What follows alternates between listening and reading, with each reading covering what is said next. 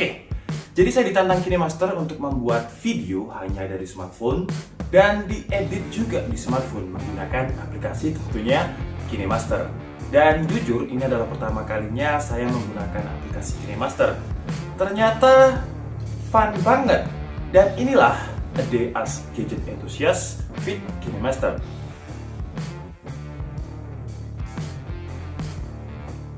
Saya menjuluki diri saya gadget enthusiast. Kenapa? Banyak yang bilang textuber, youtuber, atau reviewer.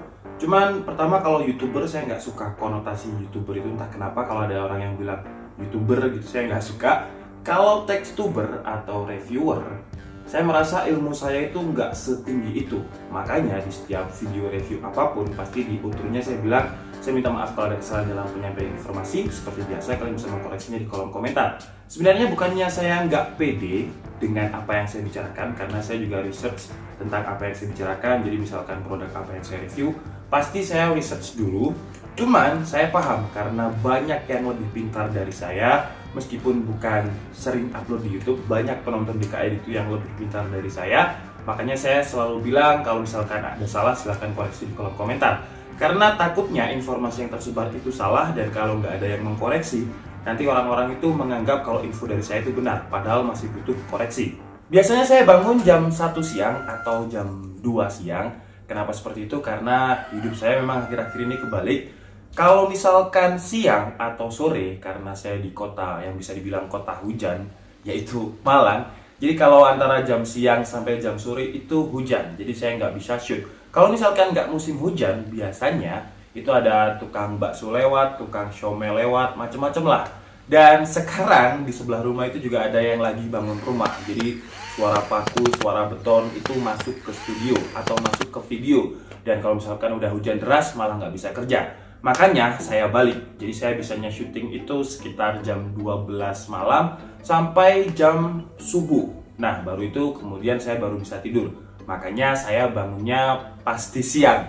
Dan ini adalah ruang ide saya, yaitu kamar mandi, tempat dimana biasanya saya cari intro pantun dan berpikir. Hal yang saya suka ketika jadi gadget enthusiast ini adalah bagaimana caranya mengkonvert bahasa teknologi atau bahasa teknis menjadi bahasa manusia atau bahasa sederhana. Karena menurut saya banyak tipikal penonton. Jadi ada penonton yang memang lebih pintar dari saya, lebih paham dari saya, dan udah paham kalau misalkan saya ngobrol atau bicara tentang bahasa teknis. Tapi juga ada beberapa orang yang menurut saya awam di bidang teknologi. Jadi kalau misalkan saya pakai bahasa teknis, kasihan orang-orang yang awam dan yang belum paham tentang teknologi. Jadi tantangannya menurut saya adalah di situ. Kecuali intro pantun adalah bagaimana caranya mengkonvert bahasa teknis menjadi bahasa sederhana agar bisa diterima semua lapisan elemen masyarakat. Setelah dapat ide dan sekaligus mandi, tentu aja saya langsung bikin kopi.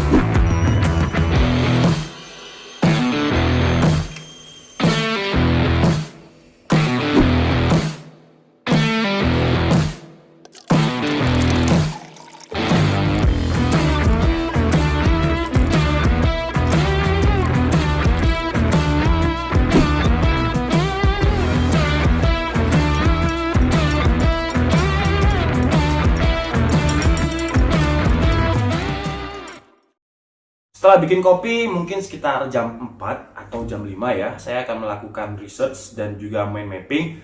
Kalau orang-orang biasanya menyebutnya dengan pre-editing. Jadi saya research dulu, biasanya saya pakai mind mapping, pakai kertas, pakai pulpen. Jadi saya mind mapping dulu apa yang pengen saya bicarakan, kemudian hasil mind mapping tersebut saya bikin script. Dan proses ini itu butuh waktu yang cukup panjang, mungkin bisa sekitar 5-6 jam tergantung produk yang saya review, apakah dia memiliki fitur yang banyak atau cuman sedikit.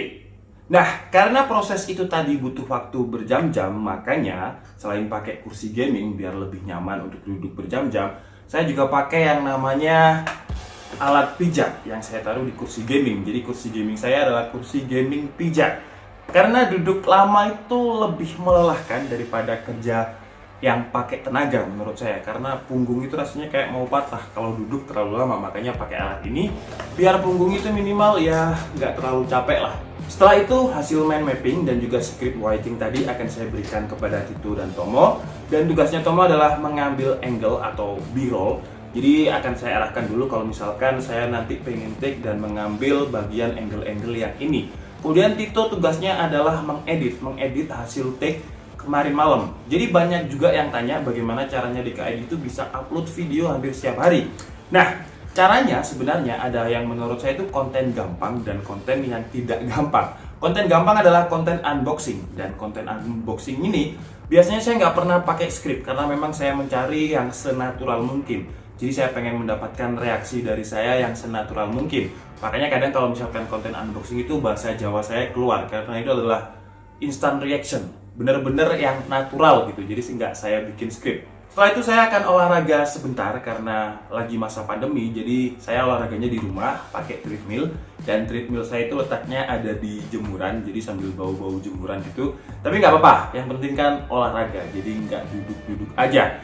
Nah, jam 9 biasanya Tito udah selesai ngedit, Tomo juga udah selesai ambil angle. Jadi saya akan cek dulu pekerjaan Tito untuk finishing. Karena biasanya ya namanya manusia pasti ada salahnya, makanya saya akan double check setelah itu. Dan biasanya jam 10 atau jam 11 malam saya akan lanjut untuk check-in email dan juga research. Jadi saya biasanya itu cek email dari jam 10 sampai jam 11. Kalau misalkan nggak ada penawaran sponsor ya jam 10 sampai jam 10 lewat 1 menit. Dan setelah itu saya akan research tentang berita teknologi, apa yang terbaru. Jadi biar saya juga nggak ketinggalan tentang teknologi yang akan launching dan segera hadir di Indonesia.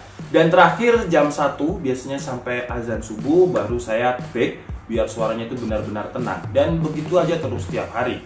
Dan sekarang saya juga lagi ada unlisted video atau tabungan video itu sekitar 4-5 video. Jadi kalau suatu saat saya sakit atau lagi nggak bisa bikin video, saya tetap bisa upload. Oke, jadi mungkin itu ya keseharian saya menjadi anak gadget lah atau gadget entusias. Dan sekarang kita akan breakdown bagaimana caranya saya mengedit semua ini menggunakan KineMaster.